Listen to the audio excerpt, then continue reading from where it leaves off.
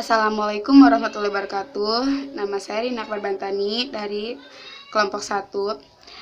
Saya akan membacakan materi tentang ekosistem.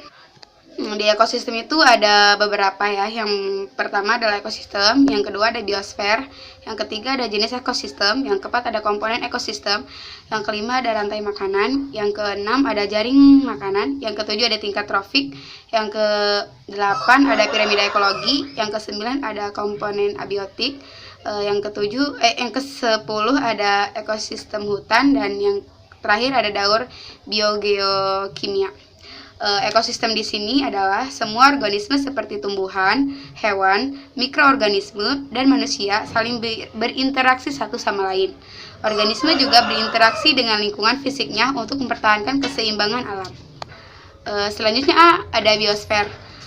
Biosfer di sini bagian dari bumi tempat ekosistem berlangsung, yaitu tanah, air, dan udara, disebut biosfer. Komponen biosfer meliputi hidrosfer atau komponen air, litosfer atau komponen tanah, dan atmosfer atau komponen gas. Yang selanjutnya ada jenis ekosistem.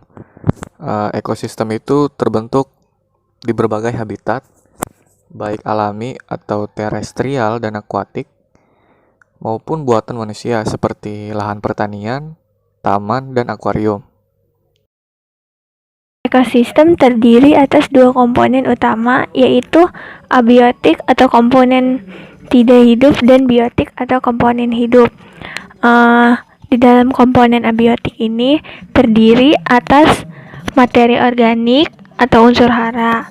Terus ada materi organik, dan yang terakhir itu ada faktor iklim atau atmosferik dan edafik. Selanjutnya itu ada komponen biotik. Komponen biotik dikelompokkan menjadi 3 jenis organisme. Pertama ada autotrof atau produsen, kedua ada heterotrof atau konsumen, dan yang ketiga ada dekomposer atau saprotrof. Selanjutnya ada rantai makanan. Suatu ekosistem terjadi hubungan makanan di antara sesama makhluk hidup. Pada rantai makanan, transfer energi berlangsung dari produsen ke konsumen dan kemudian ke dekomposer. Berikut merupakan contoh rantai makanan sederhana yang terjadi pada rumput. Pertama, rumput ini berperan sebagai produsen. Selanjutnya, rumput dimakan oleh rusa. Rusa ini berperan sebagai herbivor atau pemakan tumbuh-tumbuhan. Selanjutnya, rusa dimakan oleh singa. Singa ini sebagai karnivora atau pemakan daging.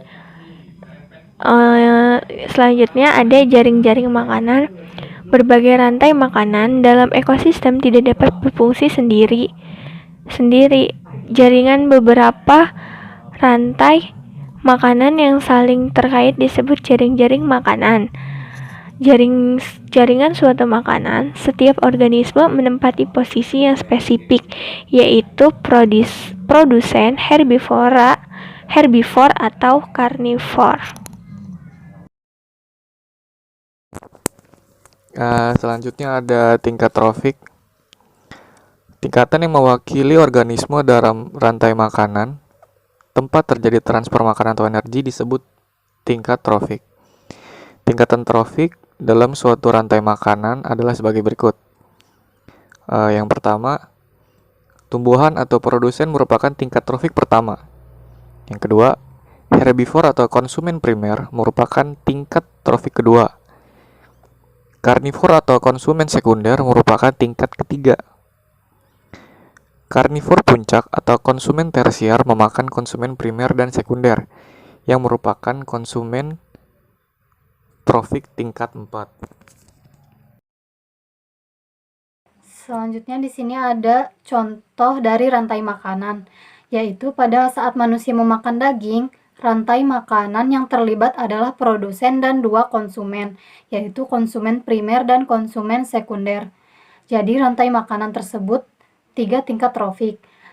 Yang pertama yaitu tumbuhan atau produsen merupakan tingkat trofik 1, yang kedua yaitu kambing atau herbivor atau konsumen primer merupakan tingkat trofik 2, dan manusia atau konsumen sekunder sebagai tingkat trofik 3. Yang selanjutnya yaitu ada piramida ekologi. Piramida ekologi merupakan representasi grafis sebuah parameter ekologi seperti jumlah individu, biomasa atau energi pada berbagai tingkatan trofik dalam rantai makanan. Piramida biasanya dibuat untuk 3 aspek rantai makanan. Yang pertama yaitu ada piramida jumlah. Piramida jumlah itu merupakan representasi grafis bertingkat mengenai jumlah individu baru pada setiap tingkatan trofik dengan produsen di bagian dasar dan karnivor puncak di bagian puncak. Yang selanjutnya ada piramida biomasa. Piramida biomasa itu merupakan piramida ekologi yang termasuk berdasarkan biomasa total dari semua organisme pada setiap tingkat trofik. Yang selanjutnya ada piramida energi. Piramida energi merupakan representasi grafis mengenai jumlah energi yang terperangkat persatuan waktu dan wilayah pada berbagai tingkatan trofik dalam sebuah rantai makanan.